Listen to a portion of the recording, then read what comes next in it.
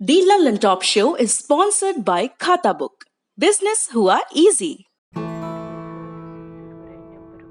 भगवान इनकी मन्नतें सुनते रहे, क्योंकि छेड़ा जी की मिनी मार्ट चलती रही। लॉकडाउन में जिंदगी चली, क्योंकि लोकल दुकानें चली। खाता बुक की ओर से इन सभी लोकल दुकानदारों को दिल से सलाम।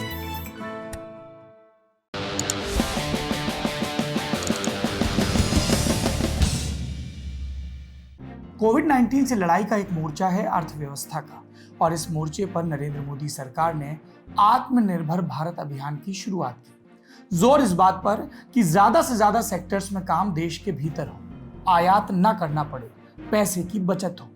इसी विचार पर आगे बढ़ते हुए भारत सरकार ने 9 अगस्त के दिन 101 रक्षा उत्पादों के आयात पर प्रतिबंध लगा दिया। आप कहेंगे भैया लल्लन टॉप, डिफेंस की चीजें हैं, आम आदमी को कितनी दिलचस्पी लेनी चाहिए? मैं कहूंगा लेनी चाहिए, क्योंकि इस पूरी बहस से एक शब्द आया है जिसकी चारों तरफ चर्चा हो रही है, नेगेटिव लिस्ट।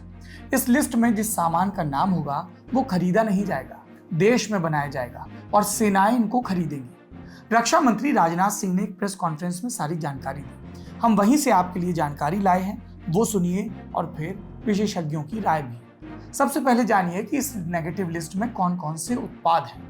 लंबी लिस्ट है, कुछ नाम बता देते हैं। आर्टिलरी गन जैसे बोफोर्स जैसी तोपें, असॉल्ट राइफल, नौसेना के लिए जहाज, इसके अलावा मालवाहक विमान जैसे चिनकू या AN-32, लाइट कॉम्बैट हेलीकॉप्टर, इसे आप अपाचे के छोटे भाई की तरह समझ सकते हैं।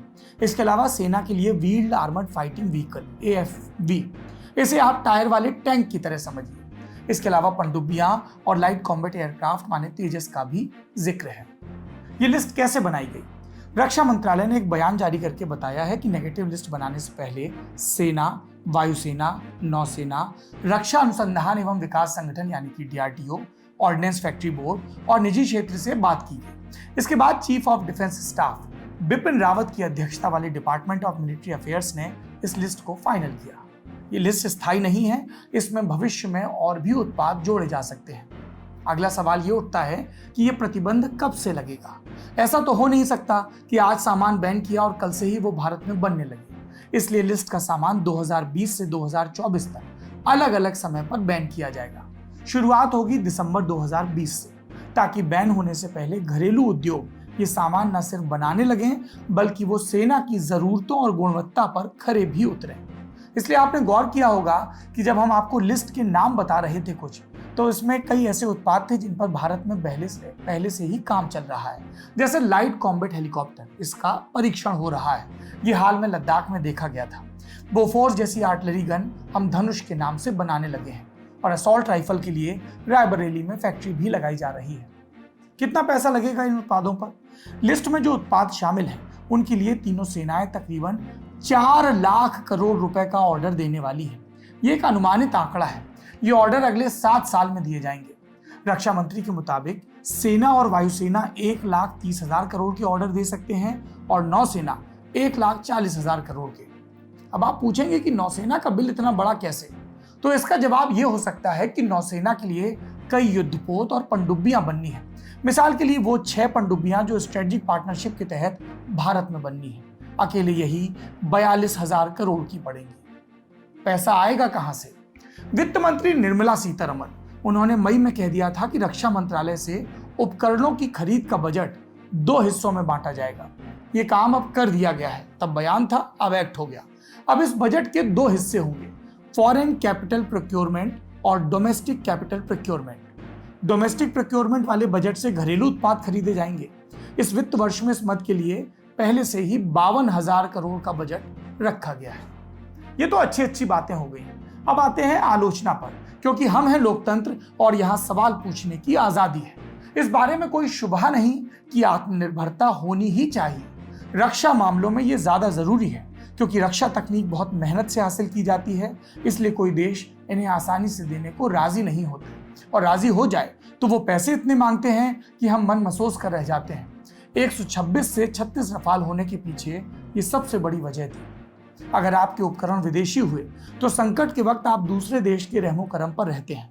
मिसाल के लिए, अगले ने तोप तो बेच दी, लेकिन लड़ाई के वक्त जरूरत भर के गोले नहीं दिए, मना करने लगे, आनाकानी करने लगे। ऐसी बहुत सारी वजह हैं, इसलिए एक के बाद एक कई सरकारों ने रक्षा उत्पादन में आत्मनिर्भरता की बात की है। और यही समस्या है कि सरकारें बात ही करती रह गईं। आत्मनिर्भर भारत से पहले 2014 में आया था मेक इन इंडिया। अब वो कहां गुम हो गया, कोई नहीं जानता। सरकार खुद उसका जिक्र नहीं करती। इंडियन एक्सप्रेस अखबार में सुशांत सिंह ने लिखा है कि आत्मनिर्भरता की बात तो 1962 के युद्ध से पहले जवाहरलाल नेहरू की सरकार के रक्षा मंत्री वी.के. कृष्ण मेनन भी करते थे।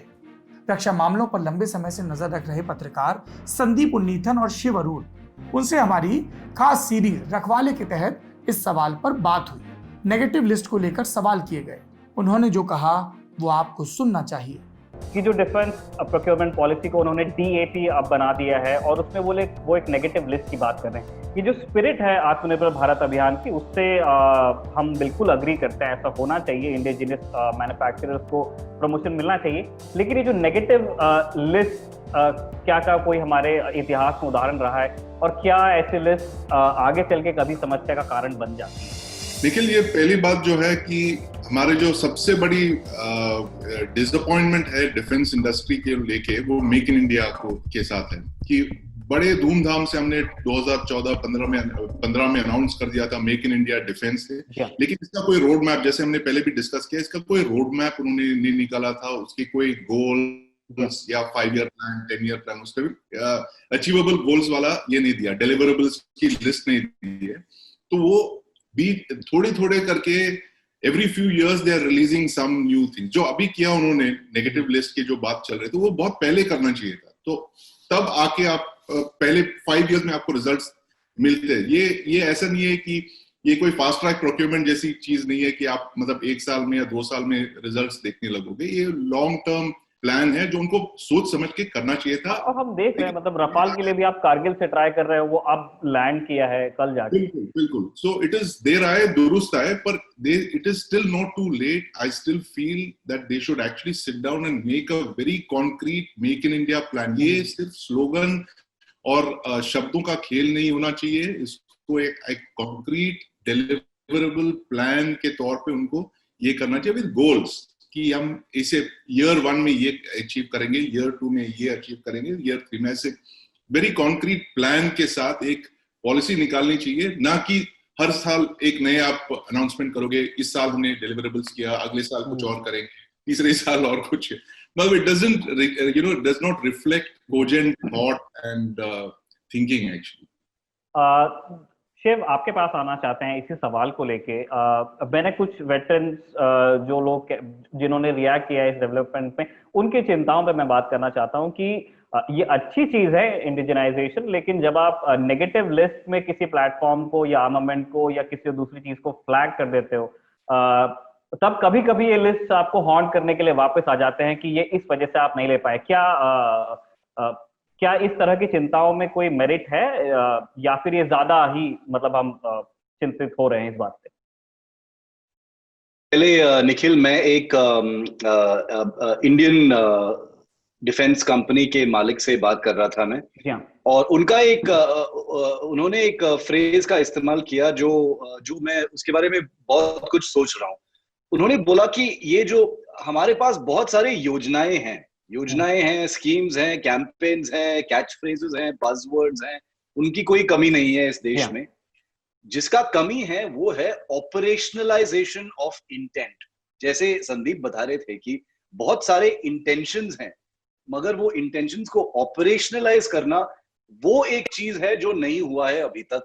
और एक बड़ा उदाहरण है वो मेक इन इंडिया का। ये नेगेटिव लिस्ट जो आप बता रहे हैं, ये नेगेटिव लिस्ट एक नया नाम है निखिल, क्योंकि जैसे संदीप ने बिल्कुल ठीक से बताया, बहुत सालों से कुछ और नाम से या कुछ और स्पेसिफिकेशन से इंटेंट यही है कि हम एक लिस्ट बनाएंगे कि ये चीजों हम बाहर से नहीं लेंगे, बिल्कुल नहीं लेंगे। और आपका एक बहुत अच्छा सवाल है कि क्या ये ऐसा लिस्ट आके बाद में हमको हॉन्ट करे। ये एक एक्सट्रीमली इंपॉर्टेंट सवाल है, क्योंकि हमारे पास डिफेंस प्लानिंग में क्लैरिटी नहीं है। जैसे आप देख रहे हैं कि जब लद्दाख का सिचुएशन बढ़ता जा रहा है, हमारे पास ये सारे इमरजेंसी प्रोक्योरमेंट्स है, और जैसे हमने प्रीवियस रखवाले के एपिसोड में हमने बातचीत की थी उस पर कि ये इमरजेंसी प्रोक्योरमेंट्स एक गलत चीज है, उसका इंडिकेशन बहुत गलत है। इसका मतलब है आपका प्लानिंग ठीक नहीं है पहले से। तो इसलिए जब आपका फॉरवर्ड प्लानिंग ही बिल्कुल ठीक नहीं है, अभी तक संभाला नहीं जा रहा है, तो आप नेगेटिव लिस्ट बना के आप क्या करोगे? भारत में रक्षा खरीद एक बेहद पेचीदा और घुमावदार प्रक्रिया है, इसलिए हमारी सेनाओं के पास अक्सर उपकरणों की कमी रहती है। लद्दाख में चीन के साथ सीमा विवाद गहराया तो भारत को पूरी दुनिया के हथियार बाजार की तरफ दौड़ लगाने पर मजबूर होना पड़ा। ऐसा ही कारगिल के वक्त भी हुआ था। इसलिए इंपोर्ट बैन या नेगेटिव लिस्ट का स्वागत करने के साथ साथ सचेत रहने की जरूरत भी है। अगर जो सरकार कह रही है वो कर पाई तो ये ऐतिहासिक नतीजे लाएगा, लेकिन अगर ऐसा ना हुआ तो इंपोर्ट बैन जैसे कदम महंगे भी पड़ सकते हैं।